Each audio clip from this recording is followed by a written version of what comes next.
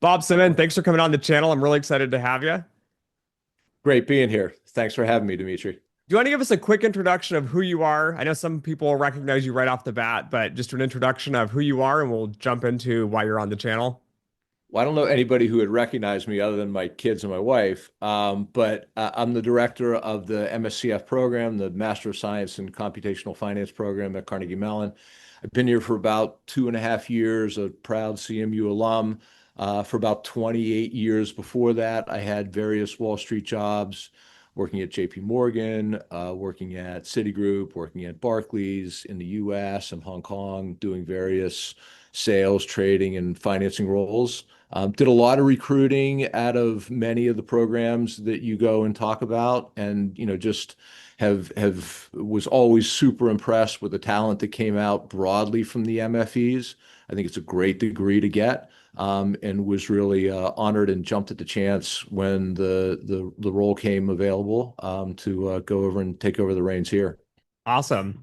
So I've brought you on as well because the annual report comes out. So people know on my channel, I often release the Carnegie Mellon's report. Other schools have their reports as well.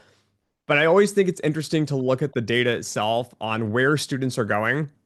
We can talk about salary numbers later, but you guys do a great job at placing a lot of research, quantitative research, and often we think of that as only PhDs. Do you want to talk a little bit about how Carnegie Mellon prepares students? Because I think if you look at the report itself, it looks like full-time jobs, you're about 48% are going into quantitative research. And then you have strats and modeling at 26%, and then sales and trading comes in at 12, and risk management is 5, and it goes down from there. But I think the highly sought after jobs in the quant space are often those research roles and the modeling roles. Do you want to talk about why Carnegie Mellon does so well at placing students in that space? Yeah, I think that one of the things that we really pride ourselves on is the disclosure of our data, right? We want to be very transparent with what we do. I think that, and you go on the website and you can see the last 3 years trailing, and the only reason that we don't have 15 years trailing is, the relevancy, really isn't there as things continue to evolve. But I would say that when you look at those stats, and obviously they're all to the 27%, 18%, things like that. I would say with all those, you should probably take those with a grain of salt, right? And Okay. and it's all what you don't get in that, and we just can't, for student disclosure and privacy reasons, we can't give you, full descriptions at a line by line basis. But there's a big difference even in what those role definitions are based upon the job that you go to. If you Hmm. go to JP Morgan, they have 400,000 employees. And if you're a data analyst, you're probably spending most of your time cleansing data and maybe looking at a couple new signals. And that's a pretty monoline job. If you go and work for Millennium, you work for a pod shop and you're working on a pod of five and you're the quote unquote data analyst, you can't afford to be just that. You're going to be working on the model. You're going to be working with the portfolio manager. You might even be working on some of the implementation of. So, we have to, those are self-selected, and the students, have a headline of what they drop in as what their job description is. But I would say that there's a lot of devil in the details there of what you're actually doing, and the role you're doing at a firm of 400 is different than on a team of five. To get back to your with that caveat, I would say, to get back to your original question of how we train, I would say that there's I always use kind of the saying that we train electrical engineers and not electricians. So, to come out and to actually sit on the desk, and I did program trading for a long time. I could sit there and I could train you to be a good program trading person, probably in about 20 hours or so. And you could sit at that desk and you would be, good and proficient at that job probably earlier than most of our graduates would be, because I've given you specific tradesman skill sets for that job. Does that mean that you're going to be able to go and transform that desk as potentially AI takes over and makes that antiquated and that job doesn't exist in 5 years from now? Probably not. because you don't have the skill set to not only be able to do the basics of the job, but to have the foresight to say, how is this going to be transformed and how are we going to go and evolve this in the future? So a lot of what we do, we try to, heavily give you as much experiential learning and exposure as possible, but at its foundation, we want to teach you those foundational building blocks that are going to be able to have you be good, effective problem solvers, to decompose things and to be critical about, what the future is, not just what the present is. That makes complete sense. Do you guys see any sort of shifts or changes? I know this is one of the things a lot of students are worried about. Even as a hiring manager in the past, I've always worried, like, where is the industry heading? Is there more, I guess, hiring in different areas? I know fintech has started to become kind of a new thing. I've always viewed it as kind of I don't know, it's finance, quant finance, just technology applied to it. Do you guys see any specific areas that are kind of growing faster where the industry's headed, or is it kind of just the same old, same old? Yeah, no, I mean, it's a great question. I would say that it's a mix of that. I mean, if you define the same old as I'm going to go and work as I'm going to go and work on a central risk book, or I'm going to go and work on a exotics trading desk at a big bank, right? That's still relevant and powerful. And, the electronic trading desks across the street are always looking for young talent to come in and to work on as quant traders, as quant researchers, as data analysts. Those are still extremely valued and, well positioned in hiring roles. And I would highly recommend that people go into those if they're interested. But that said, when you go into those roles, realize that you're going into roles that people have been hammering away. Very smart people have been hammering away at those problems for 20 years or more. Yeah. So they're pretty evolved in their level of sophistication. And again, going into those roles thinking, well, they might not be roles that exist in 10 years from now. And how do I keep my skill set fresh? How do I stay on the cutting edge? And if it does evolve so that there aren't humans that are doing this anymore, or there are less humans doing this, can I be part of that agent of change?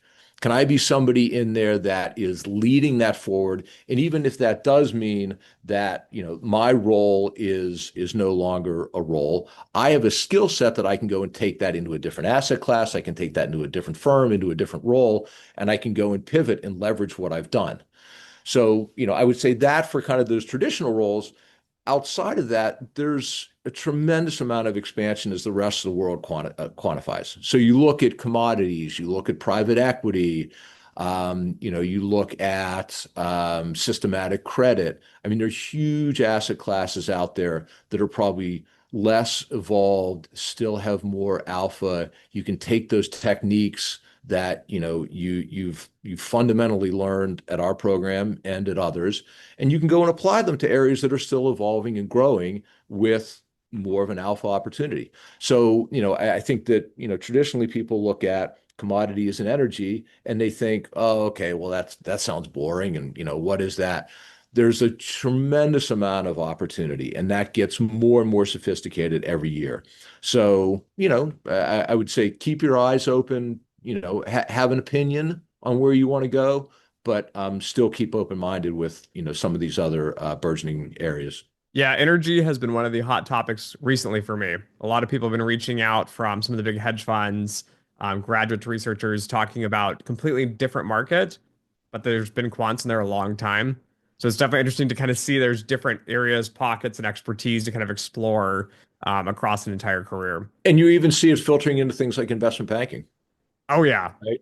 How do you look at, and it's difficult, right? It's a difficult, comp. It's a difficult, to do any portfolio analysis on it, any hedging. Mhm. There's a lot of big assumptions. It's not as easy as equity markets, but there's a lot of opportunity there. Yeah, limited data, I think, plays one of those big roles where when you start to get into other areas, it's challenging to take limited data into consideration for quantitative methods. It's definitely Yep. there. So, how has Carnegie Mellon kept up with the AI ML space? I know you guys have made some changes over the years, added courses. What has been kind of the thought process behind making sure the program is still relevant as we're kind of seeing a new I don't know, an AI bubble, or we're seeing a little bit of a shift in paradigm on how we're approaching problems? Well, I mean, given what we've seen out of NVIDIA today, when the stock reports those numbers, pre-market's up 6, and I think the last I checked, it was down 1. I don't know. That feels a little bubbly to me. But I would say specifically, with our program, I think that one of the things that we have, the uniqueness that we have that I don't feel is reflected in the broader space is the four school cohort connection that we have. So we source all of our faculty from the Department of Mathematics at all within Carnegie Mellon, the Department of Mathematics, Department of Statistics, Machine Learning, out of our Tepper School of Business. And most recently, our fourth partner, we just migrated to be CSD, the Computer Science Department. The Computer Science Department is kind of the crown jewel within SCS, the School of Computer Science, which generally is ranked number 1, number 2 in that discipline. The thought leaders that built that world-class number 1 ranked CS program have now come into our fold, and they've revamped what our programming and integrated that into our process. So this year is the first year of that. And I think that is where we always look at our program and say, every year we probably have hopefully 95% of it right, maybe 90% of it right. And that's just because the market evolves and we look and say, okay, what is antiquated? What can we go and move on from? What's a different way that we can attack this discipline? And what new should we be going and incubating and launching? And every year it's that evolving where we're taking 5%, 10% of it and having something new so that year over year you have a lot of continuity, but 5 years from now, it's dramatically different than what it looks like now. With CS now being part of that collective, to have the future build out into reinforcement learning, AI, game theory, it opens up really that whole arsenal and toolkit that we're going to go and look to be thoughtful about how we incubate that going forward. But I feel like being in the center of those 4 schools, it gives us the flexibility to be able to go and pivot and move around. And we're not just kind of monolined into a school of engineering or a mathematics department. We can really, use those resources from around the university and have them all come together and really teach our curated curriculum. So I think one other unique point that we have is that when we're going and teaching some of those fundamental disciplines, the stochastic calculus, the Python, things like that, we're not just saying, go to the math department and take a StoCal class, go to the SCS and take a computer programming class. Come to us. We have our professors that come to us that have built that curated curriculum, and it's all those fundamental skills as they're applied to quantitative finance. So they're all our uniquely curated classes. Are your professors keeping up with the industry, or are you guys adding practitioners in to do the teaching, or is it kind of this combination? Because I can tell you other programs have really struggled with this. Like they see we need a quantitative finance specific course, but then it seems like a professor who's been teaching, let's say, stochastic calculus, in the math department for 20 years, they're very hesitant to change. Is CMU able to kind of use expertise within the professors, or is there kind of some industry addition to that as well? Yeah, I would say that's a great question. It's something that we've thought a lot about. I would say we absolutely use practitioners in our classes, but I would say that's not really the lead story. Yeah, just kind of making up numbers, I would say that, probably in the order of magnitude of 85% of our classes are taught by university tenured faculty. Okay. And that's with the idea, getting back to the electricians and the electrical engineers, like we're teaching fundamentals. Now, how they stay relevant and stay on top of industry trends. If we're teaching something like fixed income or stochastic calculus, there's nobody from industry that's going to come in and teach a stochastic calculus class at a better level than Steve Shreve is going to go and teach it. So for those fundamentals, we leave that up to Steve. For something like a market microstructure or a crypto class or a something along those lines, we will co-teach those classes and we will bring those faculty in and have leading, senior MDs at different banks, at different hedge fund platforms go and co-teach those for some of what those latest trends are. I think the other thing and the power that we have is, we've been doing this for 31 years. We have 2,100 plus alumni to be able to go and to kind of crowdsource that. We have an alumni board, we have an advisory board. We're always in touch with them and very conversant on this is what we're doing now. This is the current evolution of what are you seeing? What are the new trends? How is this technology going and infiltrating what you do? And how should we be thinking about it? So that feedback loop is, really 12 months a year that we're always, hearing about that, getting close to that, getting that, and trying to use that to thoughtfully evolve the program. So it really is kind of a mix of all those. Okay, that makes sense. I can tell you one of the hardest parts is getting quality teachers. I hear it a lot from students, programs, right? It's how do you get the quality teachers? And I think CMU's one of their advantages, as you pointed out, is like this longevity of the programs continually working and going. So there seems to be good feedback loop within there.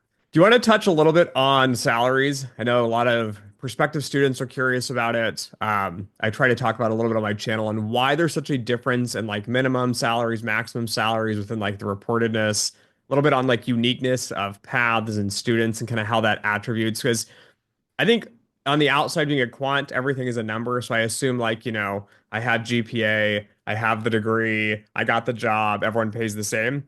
But I think a lot of students, especially coming into this, miss that there's a very uniqueness within each student on both the background, the interests, the electives that you have taken, and kind of that prep process. Because I know, just to give listeners a little bit of a range here on some of your data, the minimum salary that you guys reported was like 87,500, maximum is 200, and then the median was 130. These all sound normal. These are what I would expect out of the industry. They don't seem crazily high or low. It just seems like a good pocket. But do you want to talk a little bit about how some of the different roles perhaps can impact some of those variations? Yeah, I mean, I think that it's there can be a little bit of I think that there's been a widening out of what those outcomes are, with the kind of war on talent that's out there. Some of the hedge fund platforms, some of the proprietary trading firms are, paying well north of that. And we do have students that are fortunate enough to have those opportunities and get those jobs. Um, Everybody kind of has their own view on it and how they go and approach it. I've heard specifically, proprietary trading firms saying that they don't, their opening salary and their opening signing bonus isn't at a crazy high level, but at the end of the day, the compensation that they have is matched with what those high levels are, with the idea that we want you here because you want to be here Yeah. and not because you're just going after and chasing after a check, and we'll take care of you. So, a little bit of leap of faith, with that. Um, yeah, I would say, the range of it, there's classification in there, right? I think that when we put our numbers out there, and I don't have the numbers right in front of me, but I think that it's something in the order of magnitude of around 161, $162,000, and that's base plus signing plus bonus. Okay. That is, we are administratively housed out of Tepper, and we need to be beholden to the MBA standards, and the MBA standards are that base plus bonus. In our reporting and what you see, we line item what year-end bonuses are as an average. And again, protecting our students, we can't really give greater granularity with that. That order of magnitude can be, anything from, again, I don't have the figures directly in front of me. That's probably in the order of magnitude of $50,000 to $60,000 for what that year-end compensation is. Now, I think that the MBA standards, the reason that they look at that is that's not a quote unquote guaranteed figure. Yeah. In general, if there's somebody that's giving you that and they give you that indicative and they pay you zero or 10,000 at the end of the year, they're sending a pretty clear message, and maybe you want to start looking around at a different job. There are places that do that as a placeholder, and they pay you $150,000 at the end of the year. So I feel like that 161 odd number isn't truly representative. Like if you took that number, and we can't report it just because it is what the standard is. If you took that and you added in what our year ended, that's probably going to look for a total compensation. The way that I would think about it, what I would have in my bank account pre-tax would be closer to that $215,000 level. People do things like special bonuses, year-end bonuses, relocation bonuses. So there's all these, different terms and classifications out there. We're just limited in how we can go and put that together and represent it. We want to make sure that we are, one, transparent, but two, we're meeting what those regulations are, and we're fitting into, we're playing by the rules for that. But I feel like we're underrepresenting ourselves when we look at that 161 figure. As far as more broadly, you look at compensation levels in the US versus Europe. Europe's Mhm. always going to trade at a, 10 to 20% discount. Asia can trade at a 30 to 40% discount. Certainly anything that's in country in China and India gets normalized back to what those price levels are. So there can be a lot of variability with us. That said, the majority of our students, anywhere from 95 to 90%, do find employment in the US. Yeah, I was shocked at your numbers on because you guys have that broken out in the report as well. And it's nice to see that you are placing students here in the US, where I know a lot of programs have seen, I guess, kind of that opposite, where it's like they've trained them, they've educated them, and then large portions were going back home trying to find some sort of job outcome out of it. So, Yeah, I mean, I think that students go to these type of programs for a variety of reasons. I think that the education that we provide I personally think it's pretty stellar and special. They also come for the job outcomes. And if you go and you spend the $100,000 it costs for a program, and then you go back home and you have a $70,000 job, which is a great job, normalized into local currency, it's kind of hard to justify what that value added proposition is. Versus if you stay here and now you're making 210, 220, or even a bigger number than that, you can repay whatever those student loans are. You can justify that in a pretty easy way.